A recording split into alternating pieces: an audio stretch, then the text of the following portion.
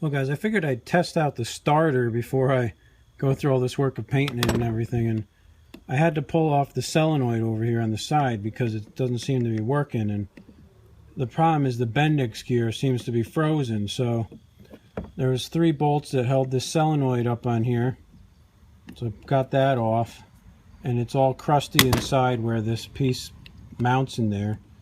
There's a big spring that goes in there that goes over this that I guess helps force that up. But my first step is I'm going to test the solenoid, and I can do that with a battery charger.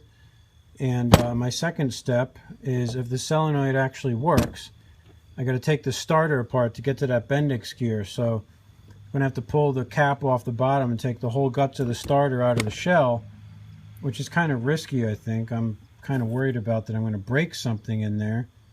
But that's really my next step here, is to do that and try to get the bendix gear freed up. Alright guys, so I took the starter out of the case here, and you can see it's all full of dirt and crap. So I think I just got to try to clean this up. And you can see up here the bendix area, and this is the part that comes in from the solenoid here, and there's like a little fork down here that goes around the bendix that moves it up and down on the shaft, and that's all frozen. So I think that my first order of business here is to basically get this bendix freed up on the shaft down here. And look at all this junk that's in here. It's just grease and grime and dirt. So I basically just got to get this thing apart and clean that bendix, and then see if I can get this thing to work right. And this right here, where this bendix is frozen on there, is really the main culprit of all my problems, I think. So I'll see if I can get this little fork off of here, and we'll go from there.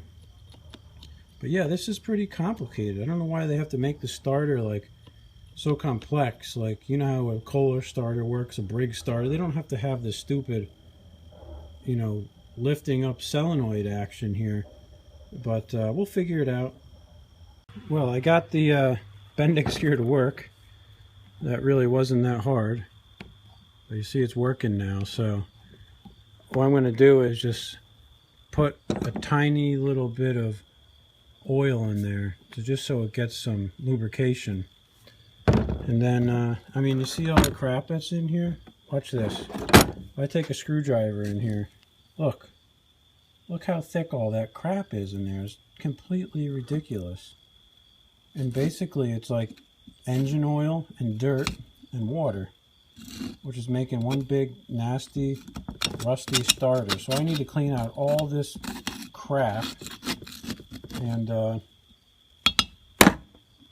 the bottom half of the starter is no better. It's got the same exact issue. So, you know, I basically just got to clean all this crap out of here and put it back together. The starter was turning when I had it on the battery charger. It's just that the bendix wasn't engaging. I still could have a broken solenoid. I was trying to test it, but I was having a hard time with that. And you know, so we'll see what happens. Well guys, I got it all cleaned out, and it's not that bad now. But what I did is I took some 400 grit sandpaper and I tried to sand down a lot of the corrosion that was on the armature here. And the pole shoes in here had some corrosion on it too. And I think what it is that the thing got water in it, and say this was the bottom and the water just all sat flat across here and made a rust line straight across the starter. The brushes here don't look too bad.